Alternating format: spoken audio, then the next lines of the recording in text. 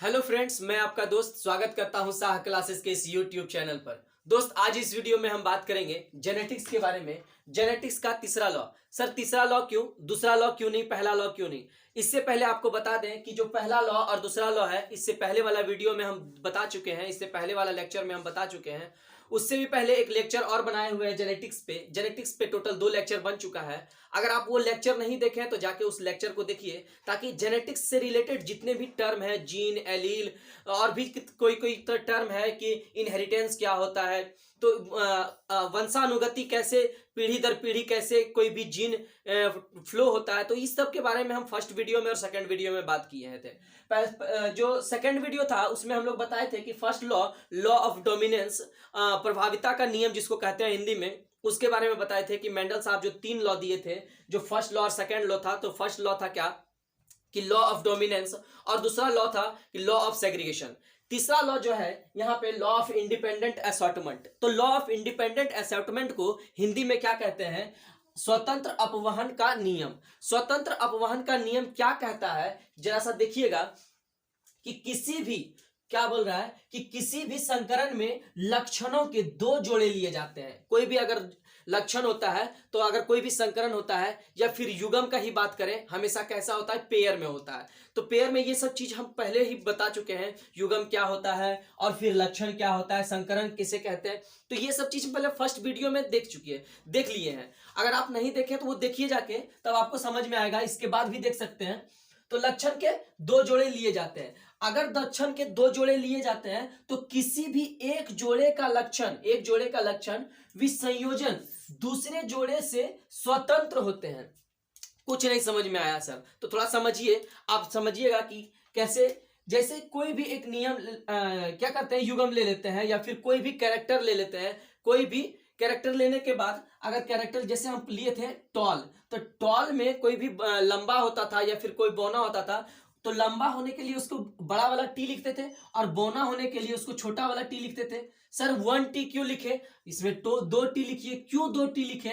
क्योंकि युग्म या फिर कैरेक्टर हमेशा कैसा रहता है? पेयर में रहता है। पेयर मतलब जोड़ा में रहता है, ठीक है। अगर बौना का भी बात करें तो छोटा में रहता है, यह डबल टी लिखना पड़ेगा। तो स्मॉल टी और कैपिटल टी के बारे में, या कैपिटल टी और स्मॉल टी के बारे में बात किए थे कि लंबा और बौना से कैसे कैसे सेग्रीगेशन, ये लॉ ऑफ डोमिनेंट कैसे होता है। अभी जो है ये नियम डबल मतलब डाई हाइब्रिड क्रॉस के बारे में करना है। ये जो नियम है डाई हाइब्रिड क्रॉस के बारे में बात किया है। डाई हाइब्रिड क्रॉस को हिंदी में क्या कहते हैं? हिंदी में द्विसंकरण कहा जाता है। इसको हिंदी में क्या कहा जाता है? द्विसंकरण। इसको डाई हाइब्रिड क्रॉस कहा जाता है। तो डाई हाइब्रिड क्रॉस का मतलब क्या होता है और कैसे किया जाता है, वो अभी थोड़ा सा हम लोग देखेंगे। सबसे पहले बात करते हैं क्या कि डाई हाइब्रिड क्रॉस में जो लेंगे कैरेक्टर कितना, कौन सा कैरेक्टर लेंगे। तो एक कैरेक्टर ले लीजिए, वाई कैरेक्टर। वाई मतलब क्या? कलर के बारे में बोल रहे हैं हम लोग। क्या? कलर के बारे में। तो वाई कैरेक्टर लिए। वाई मतलब क्या? येलो, कोई भी येलो सीड। जैसे कि हम लोग बताए हुए थे कि मेंडल साहब पी प्लांट पर 8 साल से 9 साल तक काम किए, और उसके बाद उन्होंने जेनेटिक्स के बारे में सब लॉ वगैरह दिए। तो लॉ वगैरह दिए तो क्या, कितना, कौन सा प्लांट पे? पी प्लांट पे। तो पी प्लांट में 7 कैरेक्टर को लिए थे उन्होंने। 7 कैरेक्टर मतलब कितना पेयर हो गया? मतलब 14 पेयर हो गया। तो 7 कैरेक्टर में एक कैरेक्टर क्या था? Yellow colour. तो येलो कलर के साथ अगर डाई हाइब्रिड क्रॉस का बात करेंगे तो येलो कलर को तो लिखना पड़ेगा डबल वाई से। क्यों? क्योंकि हमेशा कैरेक्टर क्या रहता है? पेयर में रहता है। अब ये येलो हो गया। डाई हाइब्रिड बोल रहा है, मतलब डाई मतलब 2, इसी को द्विसंकरण भी कहते हैं। तो यहां पे एक तो लिख लिए, तो दूसरा क्या लिखे? तो दूसरा आर ले लीजिए। क्यों लिखे आर सर? तो आर का मतलब राउंड। क्या हो गया? राउंड हो गया। फिर से इसको लिखिए ये वाई कैपिटल, फिर वाई कैपिटल। ये हो गया येलो, प्योर येलो। हाइब्रिड का बात नहीं हुआ अभी, येलो हुआ। जब इसमें दूसरा भी गुण आ जाए, कौन सा गुण? रेड का गुण, सॉरी राउंड का गुण। तो ये क्या हो गया? राउंड का गुण क्या हो जाएगा? ये डाई हाइब्रिड हो गया। अब ये डाई हाइब्रिड, इसको और इसका स्मॉल वाला भी ले लेते हैं। तो इसको स्मॉल वाला से वाई से डिनोट करते हैं, तो ये स्मॉल हो गया। ये मतलब क्या हो गया? ये येलो कलर, ये क्या हो गया? ये ग्रीन कलर। और ये क्या हो गया? राउंड और ये क्या हो गया रिंकल। जब देख रहे हैं कि दो कैरेक्टर के बारे में बात कर रहा है तो कलर का पहला बात किया, कलर में येलो कलर को लिया, और फिर शेप का बात किया। किसका शेप? सीड का शेप। सीड का शेप था एक राउंड और एक रिंकल, ऐसे करके पूरा घुमा हुआ थोड़ा थोड़ा सा ऐसे करके रिंकल्ड था, और एक कैसा था? राउंड था। तो दो कैरेक्टर का बारे में बात किया, तब दो कैरेक्टर को ही क्या कहा गया? Dihybrid cross. सर इस डायहाइब्रिड क्रॉस का रिलेशन इंडिपेंडेंट असॉर्टमेंट से कैसे है, तो इस वीडियो में अभी देखेंगे हम लोग कि कैसे है, जरा सा ध्यान दीजिएगा। उसके बाद क्या होगा कि इसको क्या करते हैं, इसको संकरण कराया जाता है। क्या कराया जाता है? संकरण। सबसे पहले संकरण कराने से इसका युग्म। तो सर ये गलत क्यों लिख दिए? ये गलत नहीं लिखे, इसका क्रॉस लिखिए। इसका मतलब क्या हो जाता है? इस सिंबल का मतलब होता है क्रॉस। क्या होता है? क्रॉस। क्रॉस मतलब क्या होता है? संकरण। ठीक है, अब देखिए यहां से जब संकरण कराएगा तो इसके लिए एक वाई लिखेंगे, ठीक है, एक वाई, और इसके लिए क्या लिखेंगे? एक वाई, छोटा वाई। ठीक है, अब यहां पे कैरेक्टर कैसा आ जाएगा? सिंगल कैरेक्टर, मतलब यहां पे इसके लिए क्या आ जाएगा? वाई और वाई। ये हो गया किसके लिए? कलर के लिए। कलर के लिए ये हो गया। और दूसरा क्या था? ये राउंड, और कैसा हो जाएगा? रिंकल्ड। ये मेरा आ गया, क्या हो गया? युग्म बन गया। क्या बन गया? युग्म। युग्म क्या हो गया? अब यहां पे जब युग्म बन गया तो इसके साथ जब क्रॉस कराया जाएगा तो इसको अलग लिखेंगे, इसको अलग लिखेंगे। तो इसी तरह लिखिए, जरा सा बॉक्स बना लीजिए। पनेट साहब दिए थे, पनेट स्क्वायर बना लीजिए, उनका भी थोड़ा रिस्पेक्ट करते हुए। क्या कि पनेट स्क्वायर जो दिए थे, यहां पे लिखा गया small R Y small Y, और फिर यहां पे स्मॉल आर स्मॉल वाई। तो ये छोटा वाला से छोटा वाला और बड़ा वाला से बड़ा वाला। सर छोटा बड़ा नहीं, यहां पे डोमिनेंस का बात कर रहा है कि जो डोमिनेंट, जो प्रभावित करता हो, उसी के बारे में हमेशा हम लोग बात करेंगे। ठीक है, तो इसको फिर से मिटा के लिख लीजिए, वाई वाई और छोटा वाई। ठीक है, ये मतलब क्या हुआ? हाइब्रिड हो गया, और ये आर और ये आर हो गया। ठीक है, तो ये दोनों को अलग कर लेता है, तो ये छोटा वाला आर हो गया, छोटा वाला आर हो गया। अब यहां पे लिखते हैं डोमिनेंस वाला को, ये रिसेसिव हो गया, ये डोमिनेंस के साथ करेंगे क्रॉस, तो रिसेसिव और डोमिनेंस के साथ क्रॉस करेंगे तो ये बड़ा वाई और बड़ा आर और बड़ा वाई लिखेंगे। अब ये दोनों को क्रॉस करते हैं, यही जो ये रिजल्ट जो आएगा वो F1 आएगा। सर F1 क्या होता है? F1 क्या होता है? अगर आप पहला वीडियो देखते हैं तो ये पूछते नहीं कि क्या होता है F1। आप अगर नहीं देखे तो देख लीजिए, फिर भी बता देते हैं कि F1 मतलब क्या होता है? First generation. फर्स्ट जनरेशन मतलब क्या कि पहला पीढ़ी। सर पहला पीढ़ी किसको मानेंगे? पहले वाला को मानेंगे या फिर वहां से जहां से उस पर उत्पत्ति हुआ है? लेकिन कोई भी एग्जिस्टेंस में आएगा तो उसके पीछे भी बहुत कुछ हुआ है, आगे भी बहुत कुछ होने वाला है। तो पीछे बहुत कुछ हुआ तो इसी को पहला पीढ़ी क्यों मानेंगे? क्योंकि रिसर्च वहीं से स्टार्ट किए हैं, इसीलिए हम लोग उसको पहला पीढ़ी मानेंगे। ठीक है आप देखिए यहां पे पहला पीढ़ी में जब इसको इसके साथ क्रॉस कराइएगा तो आर छोटा लिखेंगे, आर और बड़ा आर लिखेंगे, आर बड़ा फिर आर छोटा, फिर वाई बड़ा फिर वाई छोटा। ये हो जाएगा हम लोग का क्या? Dihybrid cross. किसका? F1 जनरेशन का। फिर से यहां लिखेंगे आर बड़ा आर छोटा फिर वाई बड़ा और फिर क्या? वाई छोटा, फिर आर बड़ा फिर आर छोटा, वाई बड़ा वाई छोटा, फिर आर बड़ा आर छोटा, वाई बड़ा और वाई छोटा। ठीक है, यहां तक तो हम लोग को समझ में आ गया। ठीक है, उसके बाद अभी देखते हैं ये F1 जनरेशन के बारे में बात किया। किसके बारे में बात किया? F1 जनरेशन के बारे में। सर F2 जनरेशन से यहां से क्वेश्चन नहीं पूछता है, क्वेश्चन पूछा जाता है F2 जनरेशन में क्या हुआ, उसका रेशियो क्या था। ठीक है, थोड़ा सा इसको देखिए, मिटाते हैं, उसके बाद लिखिएगा।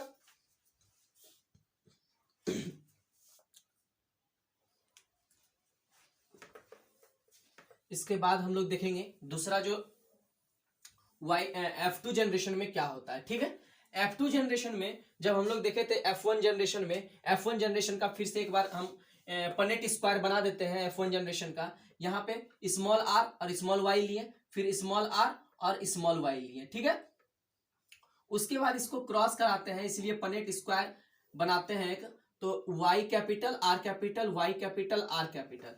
इसको इसके साथ क्रॉस करवाएंगे तो वाई वाई का लिखेंगे सबसे पहले युग्म। ठीक है, और फिर आर का लिखेंगे दूसरा नंबर, फिर लिखेंगे Y Y R R, Y Y छोटा वाई बड़ा आर छोटा आर, वाई बड़ा वाई छोटा Y R are.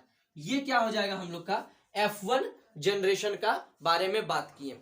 Sir F1 generation में बात किए तो यहाँ पे देख रहे हैं कि सभी प्लांट सभी पौधा, चूंकि पौधा का ही बारे में बात कर रहा है तो कौन पौधा, मटर वाला पौधा। तो मटर का पौधा में जब सबसे पहले बात कर रहे थे तो सबसे पहला क्या हो रहा है कि येलो तो है लेकिन इसमें रिसेसिव जीन भी है। रिसेसिव जीन मतलब क्या हुआ, उभरता हुआ नहीं, मतलब दबा हुआ जीन। ये नेक्स्ट जनरेशन में क्या हो सकता है, वो उभर के आ सकता है, इसी को लॉ ऑफ डोमिनेंस भी कहा था। तो यहाँ पे देख रहे हैं और राउंड वाला में भी उसी तरह का हाइब्रिड हो रहा है। तो इसी को क्या कहा गया, डाई हाइब्रिड क्रॉस। इसको क्या क्या कहा गया, डाई हाइब्रिड क्रॉस। नेक्स्ट हम लोग बात करते हैं, ये तो हुआ था F1 का, हम बताए ही थे कि F1 का हुआ। नेक्स्ट हम लोग देखेंगे कि F2 में कैसे इसका काम करता है। और ये नियम है किसी जोड़े का लक्षण विसंयोजन दूसरे जोड़े से स्वतंत्र कैसे होता है, F2 में पता चल जाएगा हम लोग की कैसे होता है। ठीक है, इसको मिटाइए, अगर नहीं लिखे तो स्क्रीनशॉट लीजिए, इसको मिटा के फिर हम लोग लिखते हैं कि F2 में कैसे होता है। ठीक है, तो इसके लिए भी स्क्वायर बनाइए, पनेट स्क्वायर। इसके लिए पनेट स्क्वायर में कैसे समझेंगे देखिएगा।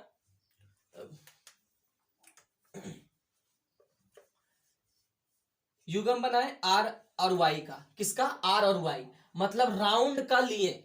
चूंकि हम लोग का क्या होता है, कैरेक्टर हमेशा क्या होता है, पेयर में रहता है, तो इसको ऐसे लिख सकते हैं, ये बड़ा हुआ ही हो गया और ये छोटा हुआ ही हो गया। ठीक है, तो ऐसे लिखते हैं। तो इसके साथ किसी एक ही का ना लिखेंगे, इसका इसका इसका ऐसे ऐसे ही ना लिख सकते हैं। तो कोई एक येलो राउंड येलो, उसके बाद दूसरा वाला में भी लेंगे, कैसा, ये बड़ा वाई था, ठीक है, बड़ा वाई और प्योर येलो, राउंड और प्योर येलो। फिर लेंगे राउंड और ग्रीन, राउंड और ग्रीन। फिर कैसा लेंगे, दूसरा लेंगे रिंकल्ड येलो, और फिर तीसरा लेंगे रिंकल्ड स्मॉल वाई क्यों, रिंकल्ड और ग्रीन। सबसे पहला क्या लिए, round pure yellow wrinkled green, round wrinkle और येलो और रिंकल ग्रीन। तो इस तरह करके हम लोग लिए युग्म। उसके बाद ये भी युग्म क्या करेंगे, इसको क्रॉस कराएंगे इसी का सेम युग्म से। ठीक है, जब भी क्रॉस होगा तो सेम युग्म से होगा। तो कैसे होगा जरा सा देखिएगा, तब उसके बाद आपको समझ में आएगा बात।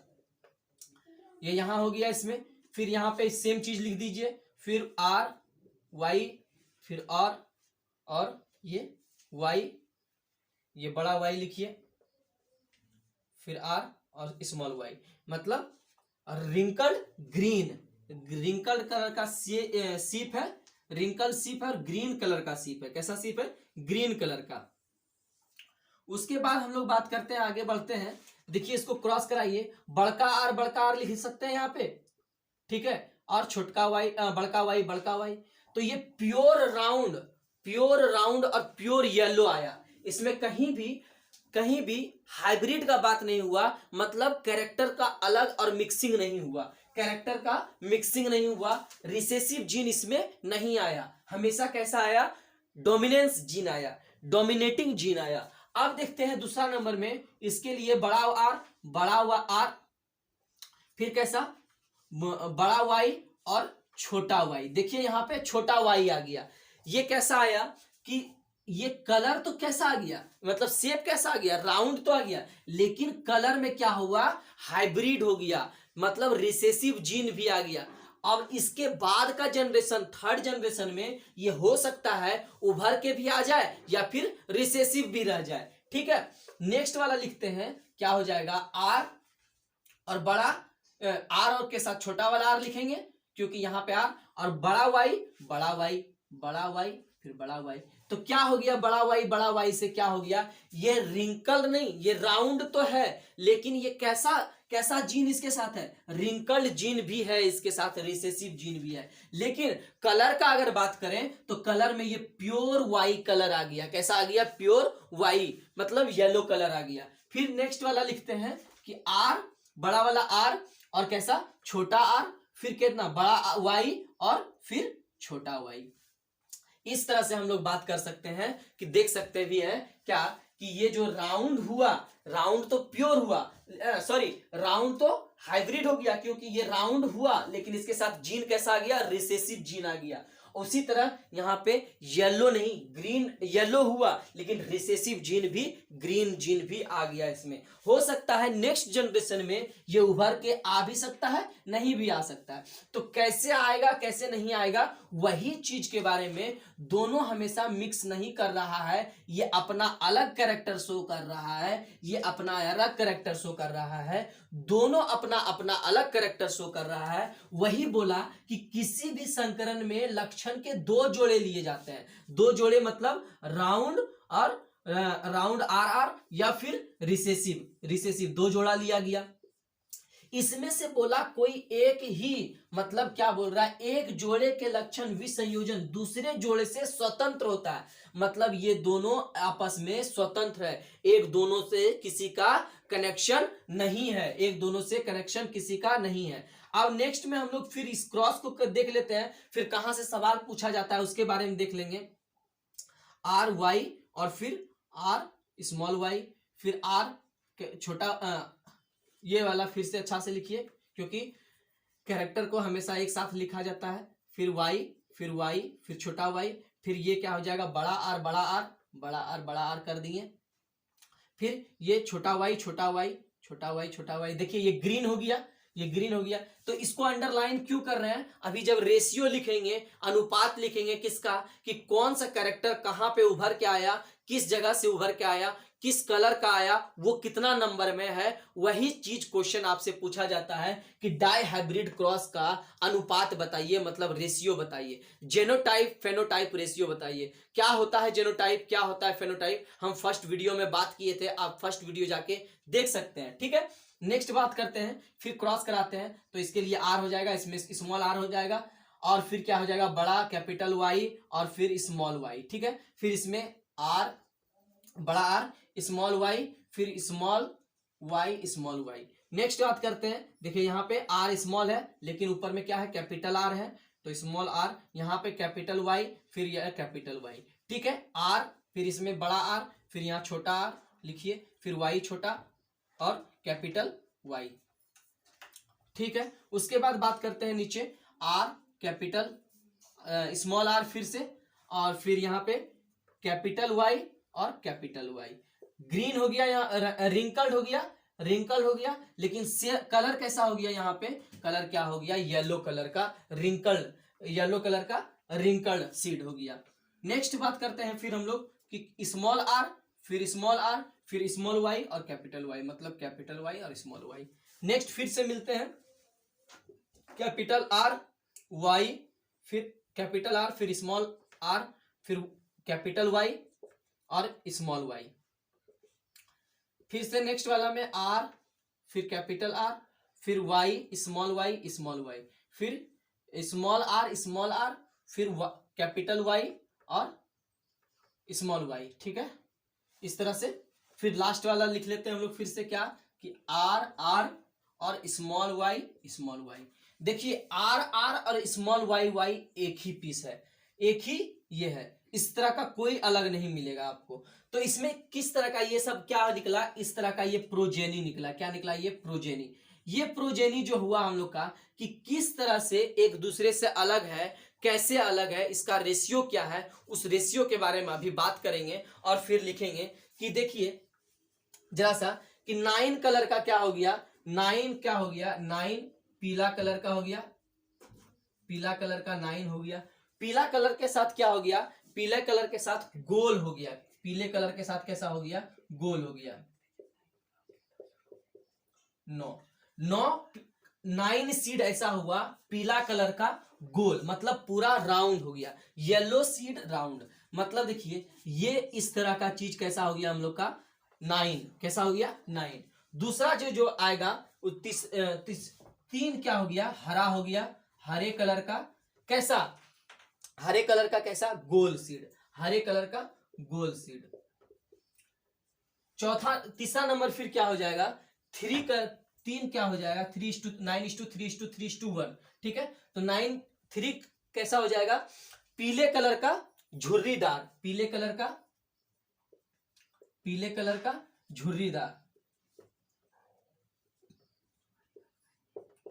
झुर्रीदार, जिसको रिंकल्ड कहा जाता है इंग्लिश में। और एक क्या हो जाएगा, हरे कलर का झुर्रीदार, हरे कलर का झुर्रीदार, ठीक है।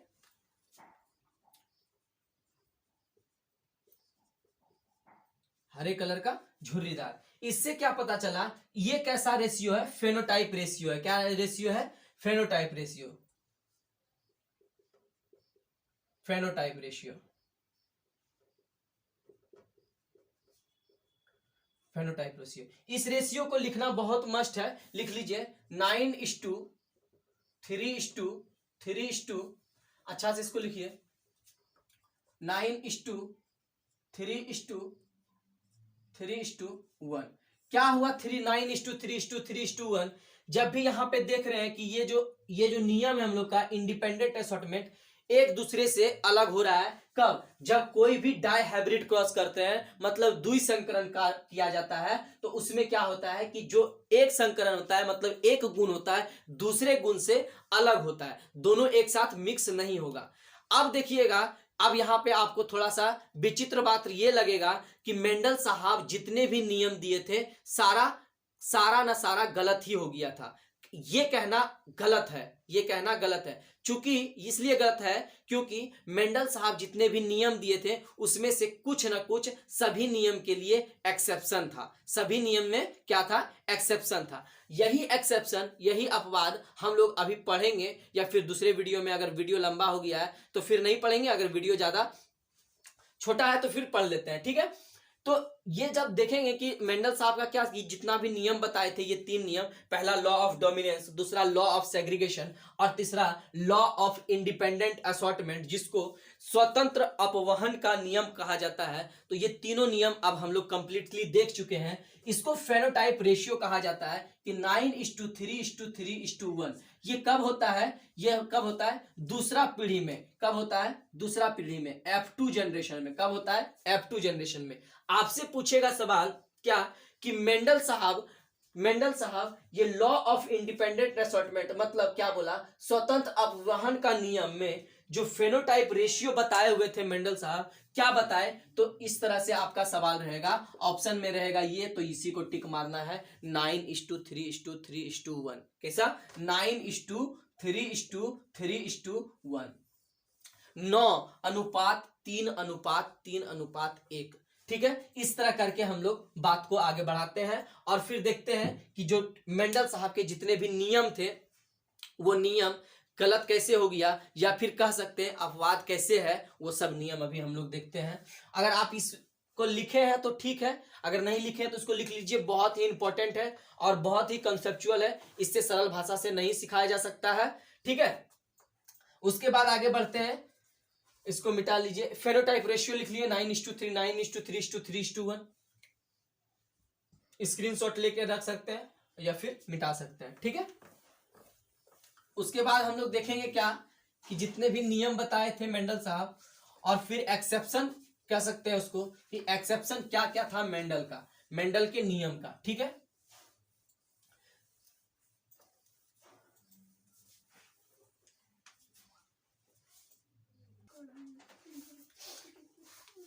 देखिए ये वीडियो बहुत लंबा हो गया है, 20 मिनट का वीडियो हो चुका है। अब इस वीडियो के बाद हम लोग देखेंगे कि मेंडल साहब के जो जितने भी नियम थे वो नियम में एक्सेप्शन कैसे था। जो सबसे पहला एक्सेप्शन था क्या, कि अनुपूर्ण प्रभाविता, मतलब इनकम्प्लीट डोमिनेंस। जो डोमिनेंस वहां पे था सबसे पहला लॉ ऑफ डोमिनेंस, उस लॉ ऑफ डोमिनेंस में भी क्या था, इनकम्प्लीट हो चुका था। क्या इनकम्प्लीट हो चुका था, कि अगर हम लोग कलर लेते थे या फिर कोई सी भी चीज का करते थे, तो अगर हाइट की बात करें, या फिर हाइट में इस डबल टी लेंगे और स्मॉल टी के लिए, ड्वार्फ के लिए, मतलब बौनापन के लिए लेंगे, तो क्या होगा, या तो लंबा आएगा या तो छोटा आएगा, या तो लंबा आएगा छोटा आएगा, तीसरा चीज नहीं आएगा, इसमें तीसरा चीज नहीं आएगा।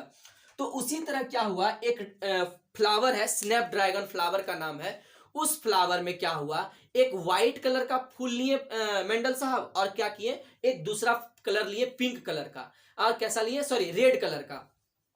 एक रेड कलर का फ्लावर लेने के बाद और एक सफेद कलर का, व्हाइट कलर का, सफेद कलर का फूल लेने के बाद क्या हुआ, जब दोनों में क्रॉस कराया गया, संकरण कराया गया, तो देखा गया कि फर्स्ट जनरेशन में क्या हुआ, ठीक हुआ कि क्या हुआ कि फर्स्ट जनरेशन में तक ठीक था, लेकिन दूसरा जनरेशन में क्या हुआ कि एक जो फ्लावर था उसमें से एक फ्लावर कैसा हो गया, पिंक कलर का हो गया, ना तो वो रेड रहा और ना तो वो व्हाइट रहा, कैसा हो गया, पिंक कलर का। तो इसमें या तो डोमिनेंस रहना चाहिए या तो रिसेसिव रहना चाहिए, हमेशा डोमिनेंस का बात होता है। मेंडल साहब बताए थे कि लॉ ऑफ डोमिनेंस के बारे में कि जितना भी कैरेक्टर रहता है वो कैसा रहता है, पेयर में रहता है, और पेयर में जो भी डोमिनेंस रहा, जो उभर के आया, उसी का मान होता है, या फिर उसी को वही उभर के आता है जनरेशन में। लेकिन यहां पे उनका नियम गलत हुआ, या फिर कह सकते हैं कि एक्सेप्शन हुआ। क्या कि मेंडल साहब जो बोले